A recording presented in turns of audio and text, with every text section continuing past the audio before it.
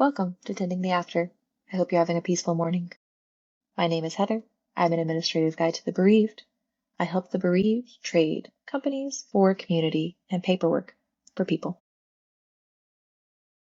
So this episode is outside of my wheelhouse in that I am a very private person.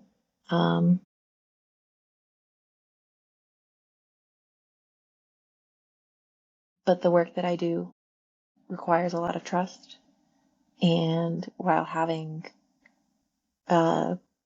name recognition and my degrees and community support and a contract are all varieties and flavors of trust. There is, especially in today's day and age with AI concerns and the rampant abuse of scams,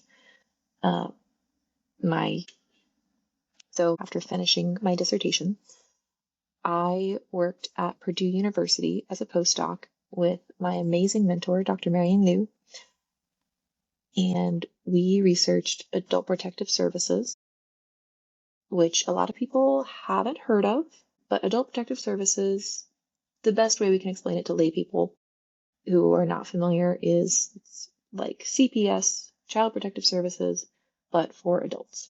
And so that can include just any adults, anyone 60 or 65 and older, that depends on the state, or adults with capacity or functional issues that require assistance. And so that at that point, that would be adults 18 and older. So again, those who qualifies depends on the state. But we were working with Adult Protective Services. They go out and make sure that homes are safe, that people are safe if they're experiencing abuse, neglect, or exploitation, and want services and assistance that it is offered to them. So I'm very aware of how rampant abuse and particularly financial exploitation and scams of older adults are, and that it's only getting worse, especially with the advancements of AI and the ability to trick people. Why do I mention all that? Because the value of humanity and the value of people and personhood is going to only go up, which I guess in some ways is good, but that does require more of us on a personal and interpersonal level to show up in all of our spaces. And that's really hard as a really private person. I would love to just float around in the background, check off checklists. I wanted to talk today about what makes me, a 33-year-old PhD from North Florida, qualified to talk about dying and grieving. So there's the obvious, and that is that my dad died. And I think I want to have a whole episode with somebody because I just want to have a conversation about this. How do we word this?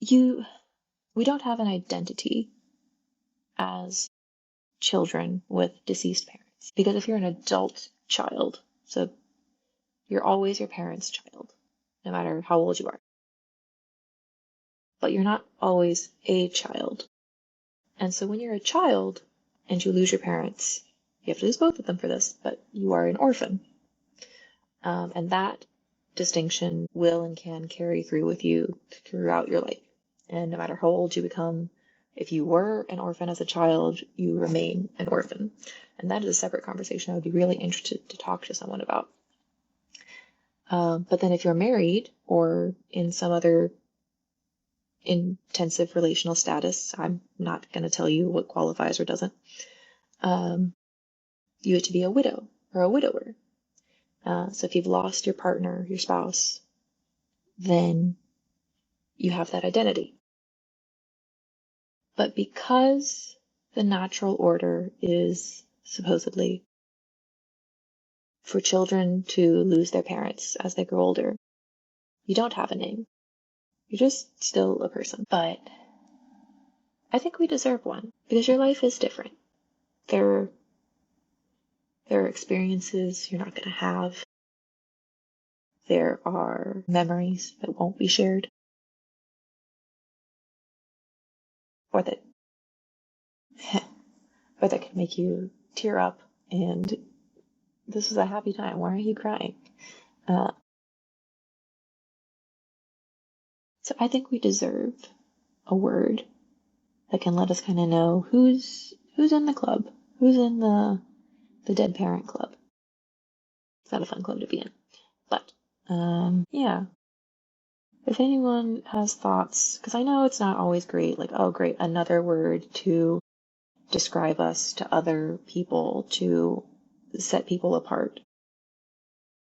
But using words is important and is of value because we can't describe things until we have words for them.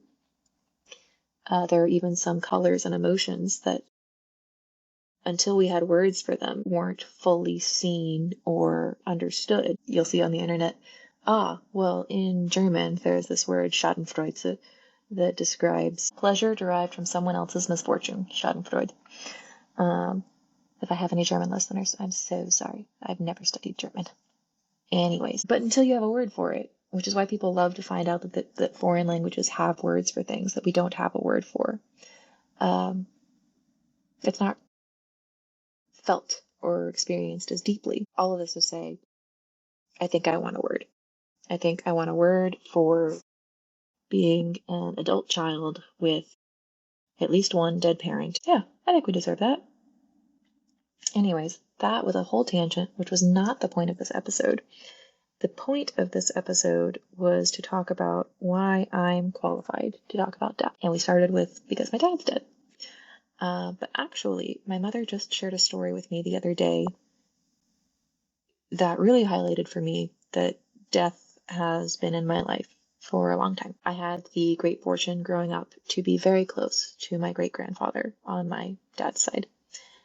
And so that's my southern side of the family, so he was my papa. And I loved my papa very much, and he loved me very much. We were thick as thieves. And so he died when I was in elementary school of some sort, so quite young. And my mother was just telling me, I call her mom, like, we're fine.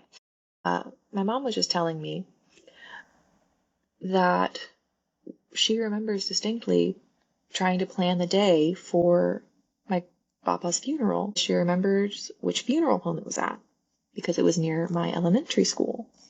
And we were in a small town, so she just, in the middle of the funeral home meeting where they were trying to decide what day it was on, this random day had been thrown out. And people were like, yeah, that sounds good.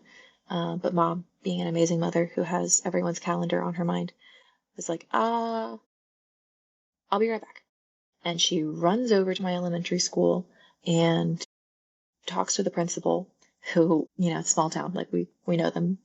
And she asks, how important is it that Heather is here for this last day of school? It's like graduation day. Is it just kind of, the kids don't really care, or is it important that she's here? And the principal said it's pretty important that she's here. There's a lot of celebrations. The kids sign stuff, the whole event. And so my mom said, okay. So she runs back over to the funeral home and says, okay, it can be on that day, but we have to do it after this time. Okay, everyone's decided. So apparently, I remember this funeral. I remember my first funeral I was at. It was at my papa's funeral. And apparently that day I had just left my either kindergarten or fifth grade, whatever it was, elementary school graduation. So we did all the celebrating, we did all the graduating and growing and life moving forward. And then I was scooped up and taken to the funeral of one of the people I love most in the world. The closeness of celebration and death has always been there. And this is going to be, hopefully, a long-running podcast series, so you will hear more about my dad and what happened with us and our life. But I think I will close on happy. So my dad died a little over a year ago, which feels unfair. A, that he died, and B, that it's a year now, because as you move farther away, people are still like, oh, I'm so sorry. But the loss doesn't feel like it's a year away. So I was out and about doing something. Oh, I was doing someone a favor early in the morning. It was much earlier than I planned to be up. I was up early to go out to the beach. I was going to try to do some yoga, like really just being in my self-betterment era. And a friend was freaking out, had an issue that I was the closest person able to help. So obviously, like, yoga's going to have to wait. Go resolve that issue. Everything's fine. Everyone's happy. We start our day off well. So it happened to be a Sunday, and I needed to go to church later. I was a little bit ahead of schedule, but I was already dressed, so I just went to the church parking lot. It's a beautiful place. And I never park in the back. I always park right up the front, walk straight in, start church things. But I was going to be there early, like an hour early. So I parked in the back lot, and that way I could just like sit there, wait for the mass that was before to get out, and look at the scenery. And there's this pond out back. And I always thought it was just like a retention pond. I'm doing some journaling, doing some writing in the car, trying to really utilize this time because I'm still on my wellness, self-improvement era. Finished that. That was very cathartic. And I look out at the pond, and there's a bird. I think, oh, nice, a bird. And then something slinks out from the woods. And I'm like, what is that? Because I have pretty good vision. Thank you to the higher powers that be that gave me good vision, and I apologize for the way I am abusing it for the pursuit of this business. We'll see if I get to keep it. But I have pretty good vision, so I'm like, what is that? And then there's more of them. And I'm looking, and it's definitely an otter.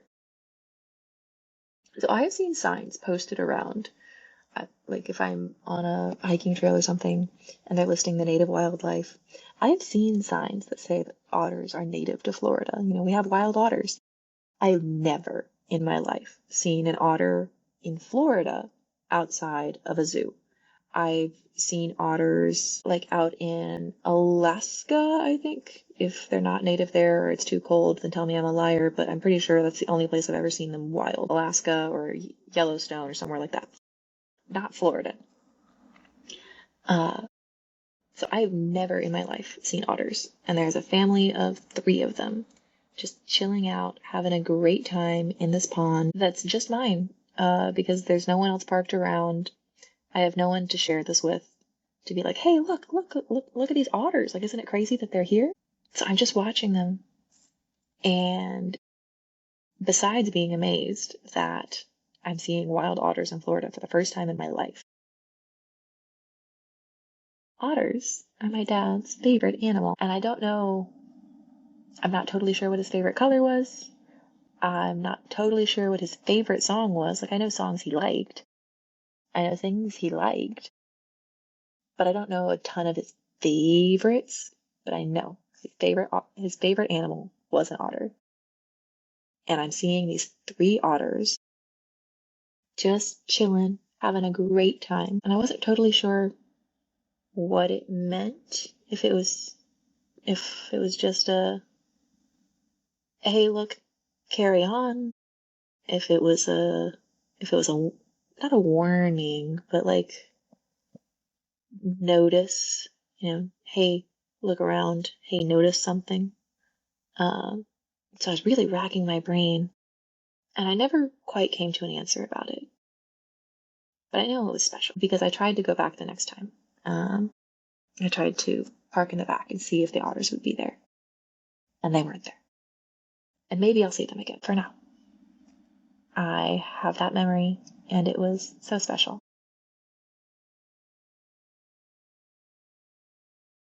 And so with that, for now, good night and have a peaceful morning. I'll check in again next time.